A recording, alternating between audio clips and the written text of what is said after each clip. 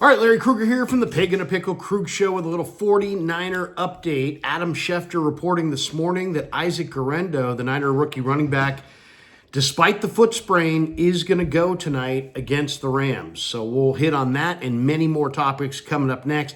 But first, we're brought to you by Pig in a Pickle, the best barbecue in all of Northern California. Check them out. They're in Emeryville. They're in Corte Madera. They're open 7 days a week from 11 a.m. till 8 p.m. or until they run out, and they do run out. So get there early. Let's go say hi to Damon and Mary. Get some brisket. Get some brisket chili.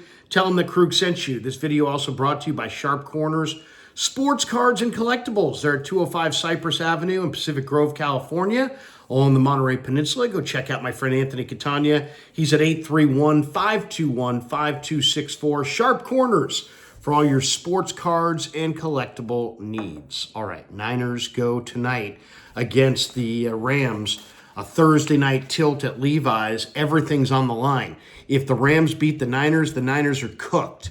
If the Niners beat the Rams, they stay alive for one more week in the NFC divisional race for the NFC West crown.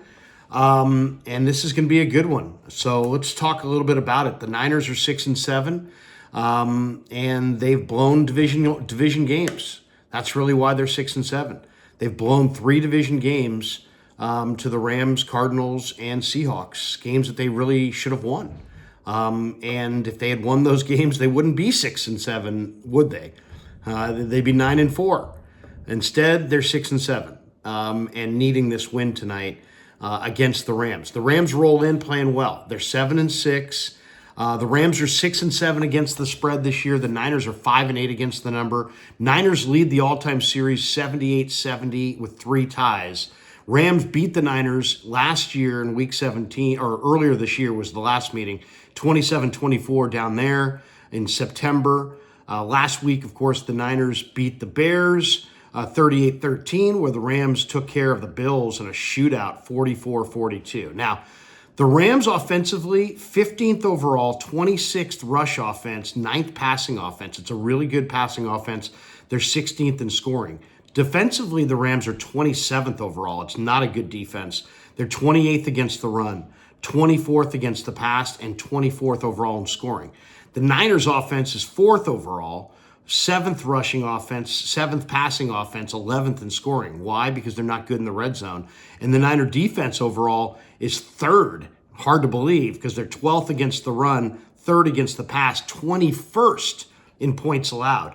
The Niners have been awful defensively in the red zone. In fact, the last 11 trips to the red zone by Niner opponents over the last 4 games has produced 11 touchdowns. And so if they're not a whole lot better on red zone defense, they're not going to win tonight. Turnover margin, the Rams are +3 on the year. The Niners are -3. All right, let's get to the details. The Niners have activated Dre Greenlaw from the IR, and he's ready to roll. He had his practice window opened a few weeks back. There was some debate over whether he was going to go in this game or maybe the Miami game, but the season's on the line tonight, and Greenlaw will return. And of course, he went down in Super Bowl 58 with a ruptured Achilles.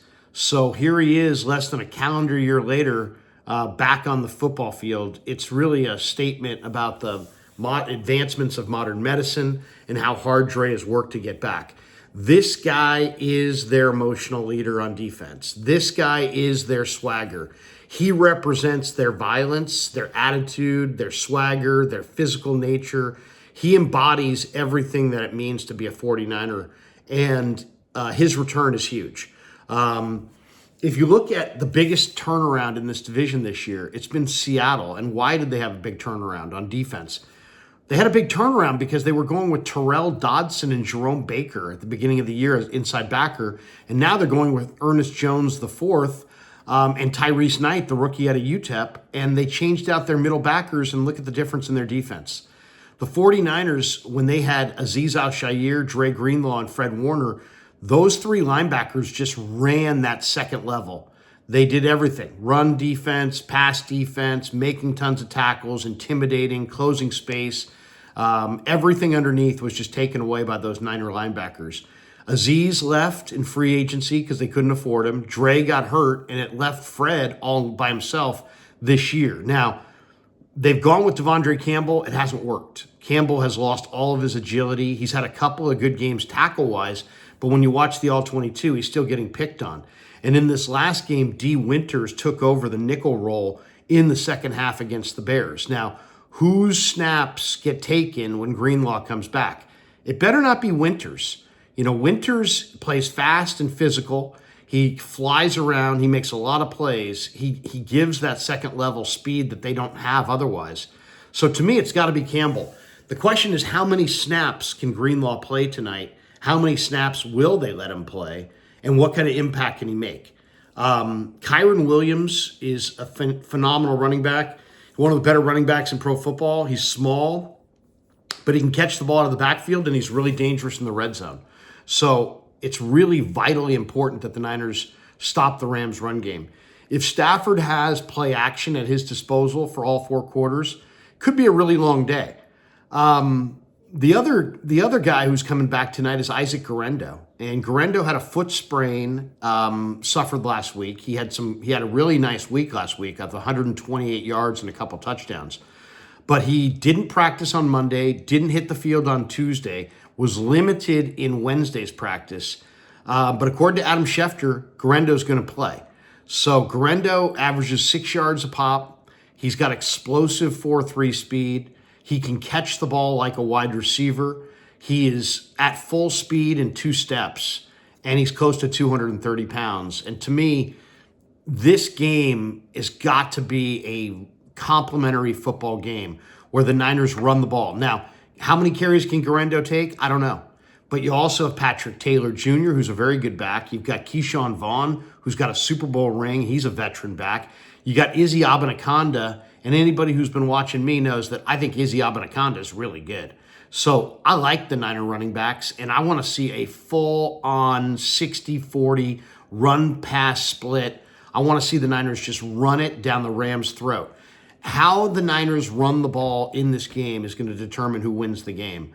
And then the other factor I think that, probably has to be mentioned here is that you got to put pressure on Stafford. And can you do it with just your front 4?